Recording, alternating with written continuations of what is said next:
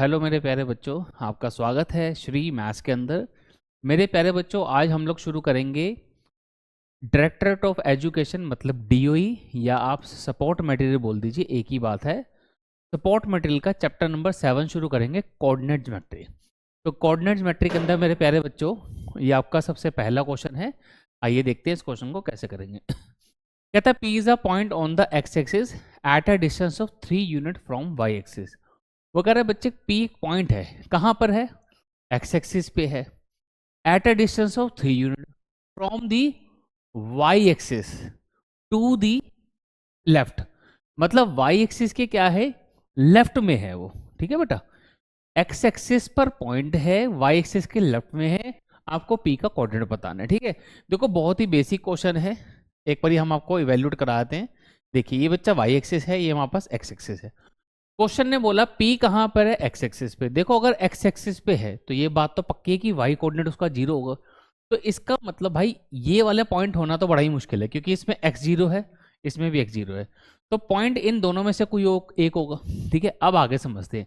X axis पे है, 3 unit के डिस्टेंस पे है, पर वाई से कहा है, लेफ्ट साइड पे। तो वाई से आप लेफ्ट साइड पे अगर आप 3 यूनिट आओगे तो पॉइंट यहां पर होगा। अब यहां पे कोई पॉइंट होगा तो कैसा होगा, -3,0 टाइप का। So this is your answer, option number C सही है। ठीक है बेटा, इसका तो आगे बढ़ते हैं नेक्स्ट क्वेश्चन की तरफ। बड़ा ही इजी क्वेश्चन था।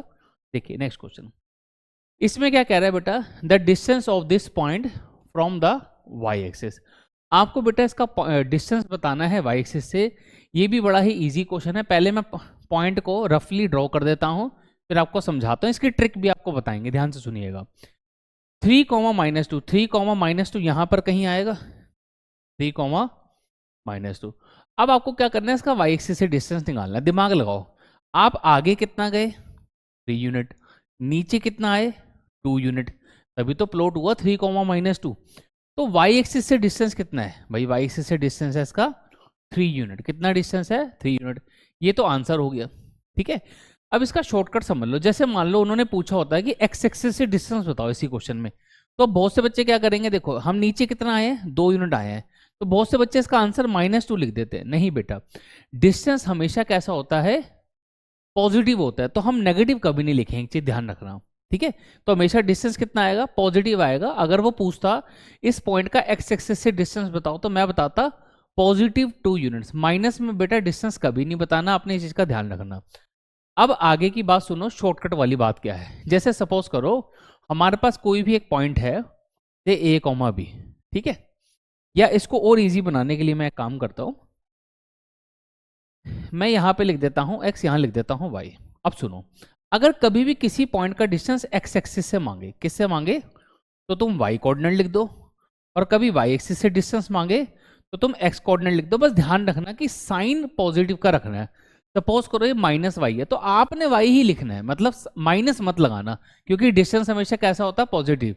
अब देखो जो बच्चे थोड़ा सा एडवांस मैथमेटिक्स वगैरह पढ़ते रहते हैं, उनको हो सकता है, या उन्होंने कभी पढ़ा हो, तो उनको ना ऐसे कुछ टीचर लिखवा देते हैं, ऐसे एक वर्टिकल लाइनें लगवा देते हैं। इस वर्टिकल लाइन का मतलब क्या होता है, मैं तुम्हें थोड़ा सा समझा देता हूँ। पहले बताओ, शॉर्टकट समझ में आ गया होगा मैं क्या बोल रहा हूँ। कोई भी पॉइंट है, ठीक है, एग्जाम्पल दे दें आपको। सपोज एक पॉइंट है, इसके कोऑर्डिनेट है 3,-5। अब मैं बोलूँ मुझे एक्स एक्सिस से डिस्टेंस बताओ, इसका वाई कोऑर्डिनेट लिख दूंगा जो कि कितना है, -5। पर मैं लिखूंगा सिर्फ 5 ही, माइनस नहीं लगाऊंगा। डिस्टेंस हमेशा पॉजिटिव होता है, ध्यान रखना। और अगर मैं वाई एक्सिस से डिस्टेंस पूछूं तो मैं 3 लिख दूंगा। ठीक है, अब मैं क्या बता रहा था, वर्टिकल लाइन का मतलब क्या होता है। कुछ टीचर ऐसे लिखवाते हैं, कहते हैं एक्स एक्सिस से डिस्टेंस है, ये वाला वर्टिकल लाइन लगा दो, इसका मतलब होता है प्लस कर लो। ठीक है, देखो तुम ना बहुत छोटी क्लास के बच्चों, 10th क्लास के, इन वर्टिकल लाइन का मैं नाम बता देता हूँ, बट इसके चक्कर में ज्यादा नहीं पढ़ना, मैंने शॉर्टकट आपको बता दिया है। इसको बोलते हैं मॉड्यूलस। क्या बोलते हैं, इसको बोलते हैं मॉड्यूलस। ये 11th क्लास का टॉपिक है, वहां पे पढ़ाया जाएगा, तो इन चक्करों में ना पढ़ो। सीधी सीधी सी बात है, एक्स एक्सिस से डिस्टेंस मांगे वाई कोऑर्डिनेट लिख दो, वाई एक्सिस से डिस्टेंस मांगे एक्स कोऑर्डिनेट लिख दो, बस लिखना प्लस में है, ध्यान रखना। इतनी छोटी सी बात है, कोई लंबी चौड़ी बात तो है नहीं। ठीक है, तो आगे बढ़े, आगे बढ़ते। ठीक है, नेक्स्ट क्वेश्चन की तरफ। कहता है coordinate, the coordinate of 2 points, 2 point के कोऑर्डिनेट हमें दे रखे हैं। The coordinate of the mid points are, भाई बड़ा आसान क्वेश्चन है, मिड पॉइंट तो सबको निकालना आता होगा। मिड पॉइंट का फॉर्मूला क्या होता है हमारे पास? सपोज हमारे पास एक पॉइंट है ए जिसके कोऑर्डिनेट है x1 y1, दूसरा है x2 y2। अब अगर मुझे मिड पॉइंट चाहिए इनका, मिड पॉइंट, तो मिड पॉइंट का फॉर्मूला क्या होता है भाई? x1 plus x2 divided by 2, y1 plus y2 divided by, बड़ा ही आसान, बड़ा ही सिंपल क्वेश्चन है। तो इसको तो मन में ही कर लो। 6 प्लस 0 कितना हो गया? 6, उसका आधा कर दो, हाफ कर दो, क्योंकि यहाँ पे हाफ है ना, तो कितना आ गया? 3 आ गया, ठीक है। तो इसका मतलब ये भी नहीं हो सकता, ये भी नहीं हो सकता। 0 प्लस -8 हुआ -8, -8 का हाफ हुआ -4। तो सीधी सीधी सी बात है, ऑप्शन होगा ये, ऑप्शन नंबर बी सही है। आई होप समझ में आ गया होगा, बहुत ईजी क्वेश्चन है। आगे बढ़े, ठीक है, आगे बढ़ते हैं। चलो देखो जी, आगे क्या है, कहता है distance between this point and this point is 5 unit, find the value of x. देखो बड़ा आसान क्वेश्चन है। अभी दो पॉइंट के बीच का डिस्टेंस आपको 5 यूनिट दिया है, आपको एक्स की वैल्यू निकालनी है। तो डिस्टेंस फॉर्मूला आपको आता होगा, ठीक है। 4 और 0 को माइनस कर लो, 4 माइनस 0 का होल स्क्वायर और 0 माइनस एक्स का whole square under root equals to क्या ले लिया हमने? 5 ले लिया, ठीक है। आपको एक्स की वैल्यू बतानी है, अभी निकल जाएगी। 4 का स्क्वायर 16 माइनस एक्स का स्क्वायर एक्स स्क्वायर, ये रूट हटाने के लिए हमने दोनों तरफ स्क्वायर कर दिया, 25 आ गया। 16 और 25 को माइनस कर लो, 9 आ गया। तो x की वैल्यू टेक्निकली तो +-3 आएगी। आपको ऑप्शन में देखना है, सिर्फ +3 लिखा है, +3 वाले पर टिक कर दो। +-3 लिखा है तो +-3 पर टिक करके आना है, ठीक है। अगर +-3 वाला ऑप्शन आपके पास है तो +-3 वाले पे ही टिक करके आना है आपको, ठीक है। बात समझ में आ गई? आगे बढ़े, नेक्स्ट क्वेश्चन देखो जी। कहता था coordinate of the point where this line intersect the y axis. भाई ध्यान से सुनो, बहुत इजी क्वेश्चन है। x by A y by B equal to 7। वो कह रहा है ये बताओ ये लाइन y एक्सिस को कहाँ पे इंटरसेक्ट कर रही है। पहले अपने मन से पूछो, जब कोई लाइन y एक्सिस को इंटरसेक्ट करती है वहां पे x कोऑर्डिनेट क्या होता है? वहां पे x कोऑर्डिनेट क्या होता है? वहां पे x कोऑर्डिनेट होता है मेरे प्यारे बच्चों 0।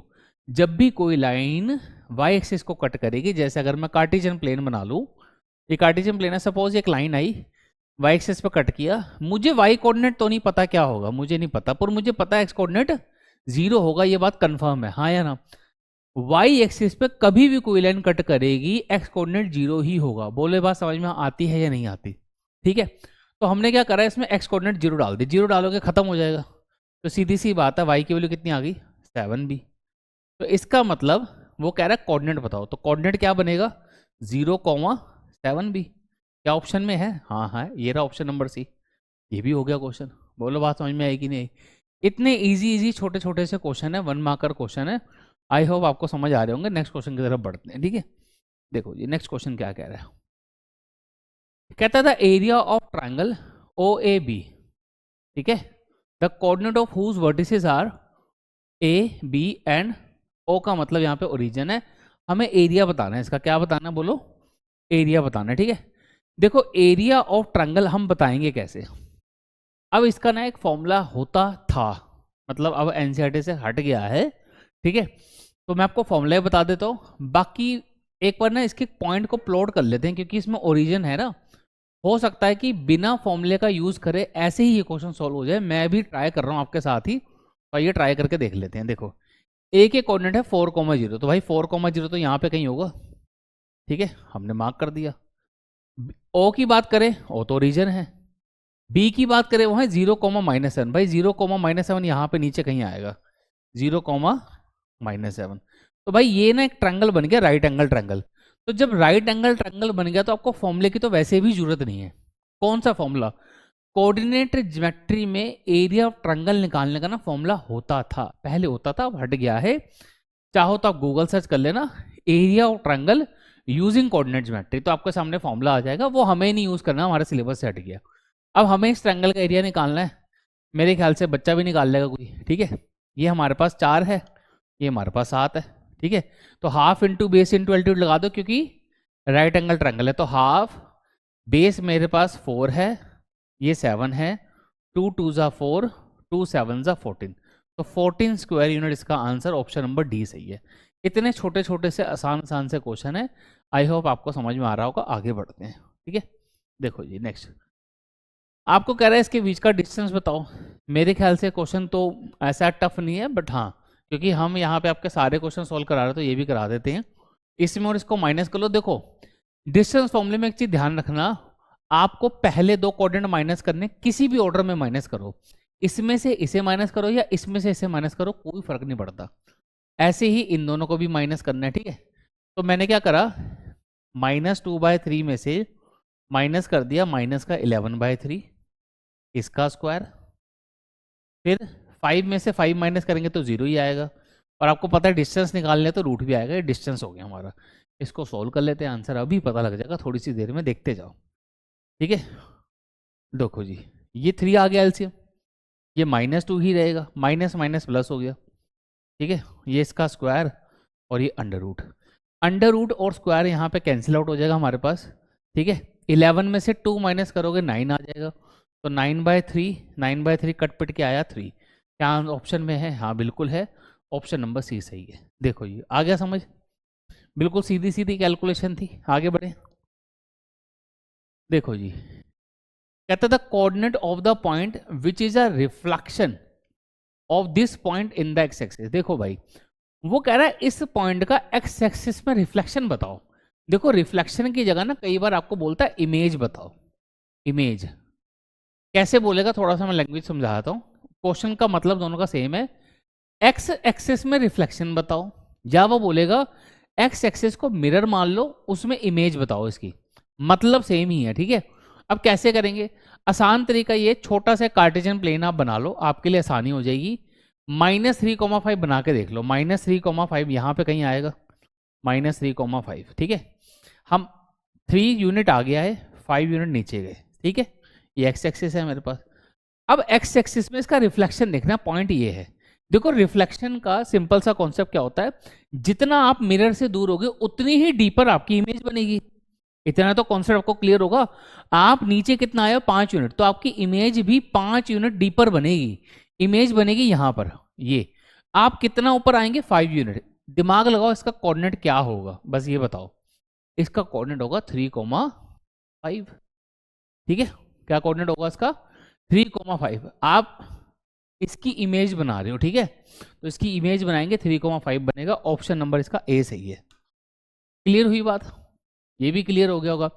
वैसे इसका भी शॉर्टकट होता है, बट इतने शॉर्टकट ना आपको याद नहीं रहेंगे, फायदा कुछ नहीं है। छोटा सा कार्टेशियन प्लेन बना लेना, आपको ये है कि आपको फिर गलती नहीं लगेगी। जरा सा छोटा सा कार्टेशियन प्लेन बनाओ, आपको आपका आंसर पता लग जाएगा। इतने आसान है क्वेश्चन है, आगे बढ़ते हैं, ठीक है। देखो क्या है इस क्वेश्चन में, the coordinate of the vertex A of triangle ABC are -2, -4, 2. A point D which is midpoint of BC is this. Coordinate of centroid आपको बताना है ABC। लो जी, अब देखो इस क्वेश्चन के साथ प्रॉब्लम क्या है। क्वेश्चन तो अच्छा है, कोई नो प्रॉब्लम, क्वेश्चन बहुत बढ़िया है, पर आपके लिए एक प्रॉब्लम है इसमें। क्या प्रॉब्लम है, देखो एनसीईआरटी आप पढ़ के आए होगे, आप सपोर्ट मटेरियल देख रहे हैं, एनसीईआरटी में सेंट्रॉइड का कॉन्सेप्ट ही नहीं है। एनसीईआरटी के अंदर सेंट्रॉइड का कॉन्सेप्ट ही नहीं है। तो इस क्वेश्चन को बिल्ड करने के लिए सबसे पहले मुझे आपको सेंट्रॉइड पढ़ाना पड़ेगा, ठीक है। देखो आंसर बताने वाली बात तो अलग होती है, पहले आपको कॉन्सेप्ट पढ़ा लेते हैं। तो इसमें एक पेज ऐड करते हैं। सबसे पहले आप एक काम करो, पहले सेंट्रॉइड का कॉन्सेप्ट सीख लो, फिर आपके लिए काम आसान हो जाएगा, ठीक है। एक ट्रायंगल बना लेते हैं, चलो आओ शुरू करें। देखो जैसे बेटा हमारे पास एक ट्रायंगल है ABC, ठीक है। अब ABC ट्रायंगल में, एक ट्रायंगल में कितनी मीडियन ड्रॉ होती हैं, 3 मीडियन बना लो इसके अंदर बेटा। ये हमने बनाई पहली मीडियन, ये हमने बनाई दूसरी मीडियन, ये हमने बनाई तीसरी मीडियन, ठीक है। ये अब मीडियन क्या करती है, हमेशा किसी एक पॉइंट से गुजरती है। ये वाला पॉइंट ये दिख रहा होगा आपको, इसी पॉइंट को मेरे प्यारे बच्चों सेंट्रॉइड बोलते हैं। जी को क्या बोलते हैं, सेंट्रॉइड। तो सबसे पहले सेंट्रॉइड की डेफिनेशन समझ में होता क्या है, एक ट्रायंगल में जहां पे तीनों मीडियन इंटरसेक्ट करती हैं, एक ट्रायंगल में जहां तीनों मीडियन इंटरसेक्ट करती है मेरे प्यारे बच्चों, उसको बोलते हैं सेंट्रॉइड। सिंपल है, टफ नहीं है ये चीज। ये हो गया सेंट्रॉइड का कॉन्सेप्ट। अब आगे सुनो, छोटी छोटी बातें आपको पहले से पता होती हैं, जैसे कि मीडियन क्या करती है, सामने वाले साइड को बाइसेक्ट करती है। तो ये जो पॉइंट बन के आता है ये मिड पॉइंट होता है। ऐसे ये भी एक पॉइंट बन के आया, ये भी मिड पॉइंट है। ऐसे ये भी एक पॉइंट PQR ले लेते हैं, ये भी मिड पॉइंट है। 1:1 में डिवाइड करेंगे सारे पॉइंट, ठीक है। मीडियन सामने वाली साइड को क्या करती है बोलो, बाइसेक्ट करते हैं। ये हमको बहुत अर्ली क्लासेस के अंदर समझा देते हैं, आपको याद भी होगा, ठीक है। अब इसमें जो काम की बात है वो सुनो। सेंट्रोइड जो होता है वर्टेक्स से हमेशा होगा 2 यूनिट के डिस्टेंस पे, और यहां से होगा 1। कहने का मतलब सेंट्रोइड हमेशा साइड को, मतलब सेंट्रोइड हमेशा मीडियन को 2:1 में डिवाइड करता है, ये याद कर लो। सेंट्रोइड हमेशा मीडियन को 2:1 में डिवाइड करता है, वर्टेक्स टू साइड की तरफ ध्यान रखना। वर्टेक्स से 2 यूनिट, यहाँ आपको दिख भी रहा होगा ये साइड लंबी है ये छोटी है, तो ये 2 होता है ये 1 होता है, ये भी याद रखना, ठीक है। अब आगे सुनो, देखो मान लो भाई इसके कोऑर्डिनेट है x1 y1, इसके कोऑर्डिनेट है x2 y2, इसके कोऑर्डिनेट है x3 y3, ठीक है। यहां तक समझ में आ गया होगा आपको, क्लियर? यहां तक आपको समझ में आ गया होगा। आगे देखो अब आप, तो यार कोई काम, देखो अब यहां देखो कुछ काम की बातें हैं, समझाने वाली बातें हैं, इसको ध्यान से समझना। देखो सबसे पहले तो आप याद कर लो कोऑर्डिनेट्स ऑफ जी, मतलब सेंट्रोइड होता क्या है, याद कर लो पहले, फिर आपको बताते हैं आया कैसे। ये अगर कभी आपको डायरेक्ट क्वेश्चन आ जाए कि कोऑर्डिनेट ऑफ सेंट्रोइड निकालो, ये आप फॉर्मूला रट्टा मान लो पहले तो।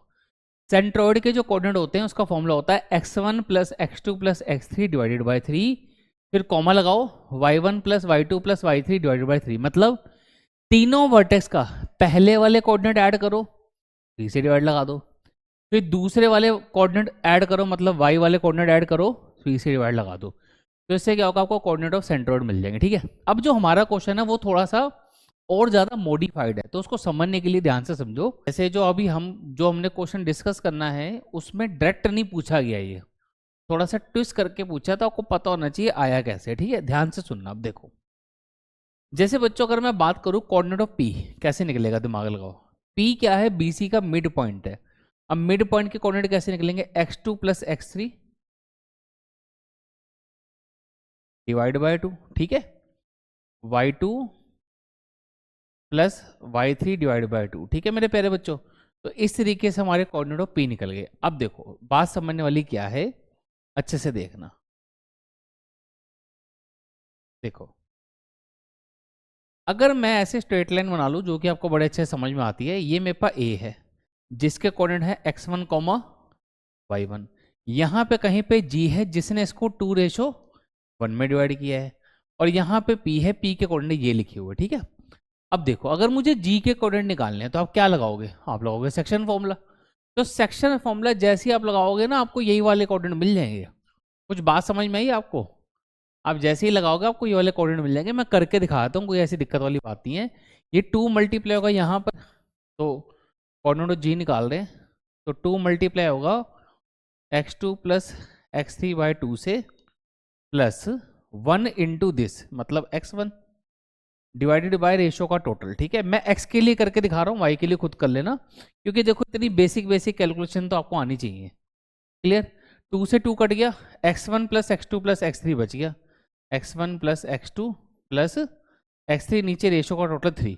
तो आप देख पा रहे हो हमारा पहला वाला कोऑर्डिनेट बिल्कुल मैच हो गया एज इट इज। देखो यही है ना पहला कोऑर्डिनेट, सेम है, ठीक है, मैच हो गया। ऐसे ही आप दूसरे वाला भी मैच कर लेना। तो ये तरीका है कोऑर्डिनेट ऑफ सेंट्रोइड निकालने का, पर हमें को ना ये डेरिवेशन नहीं दिखानी। अगर कभी डायरेक्ट क्वेश्चन आए तो ये वाला फॉर्मूला याद रखो। अब जो हम क्वेश्चन कर रहे थे उसमें क्या समस्या है, इसके अंदर समस्या पता है क्या है, इन्होंने ना तीनों वर्टेक्स के कोऑर्डिनेट दिए ही नहीं है। अगर आप थोड़ा सा ड्रॉ करेंगे ना तो आपको समझ में आएगा। इन्होंने ए के कोऑर्डिनेट दे दिए -4,2, फिर इसने कहा बीसी साइड का मिड पॉइंट दे दिया हमने आपको, जैसे मान लो एम है, मिड पॉइंट है, ये 2,5 दे दिया। अब ये मीडियन होगी तो आपको यहाँ पे सेंट्रोइड निकालना है, तो आपको पता होना चाहिए सेंट्रोइड 2:1 में डिवाइड करता है इसको। तो कहने का मतलब अगर आपको जी के कोऑर्डिनेट निकालने हैं, यहाँ पे थोड़ा सा दिमाग लगाना पड़ेगा। सीधा सीधा रट्टे वाला फॉर्मूला यहाँ पे वर्क नहीं करेगा, ठीक है। तो इसको कर लेते हैं कंप्लीट फटाफट से। क्लियर? तो जी के मुझे कोऑर्डिनेट निकालने हैं, फटाफट से निकाल लेते हैं। 2 मल्टीप्लाई होगा ऑब्वियसली इस 2 से, डेट इज 4, प्लस 1 मल्टीप्लाई होगा इस -4 से, नीचे आएगा रेशो का टोटल जो कि 3 है, फिर ये 2 मल्टीप्लाई होगा 5 से जो कि 10 आएगा, 1 मल्टीप्लाई होगा 2 से जो कि 2 आएगा, नीचे रेशो का टोटल 3 है। ठीक है भाई, ये तो 0 आ गया। ये 12 को 3 से डिवाइड लगाओ, 3 4 जा 12, तो 0,4 हमारे पास आ गया है। ऑप्शन नंबर ए सही है। ठीक है, बोलो बात समझ में आई या नहीं आई? बहुत इजी क्वेश्चन था, कुछ है नहीं है। ठीक है, अच्छा मेरे ख्याल से एमसीक्यू खत्म भी हो गए हैं, यही आपके एमसीक्यू थे। ठीक है, तो एमसीक्यू मेरे प्यारे बच्चों इस वीडियो में आपके खत्म होते हैं। बाकी जो क्वेश्चन हैं वो हम नेक्स्ट वीडियो के अंदर करेंगे। Till then take care, bye bye.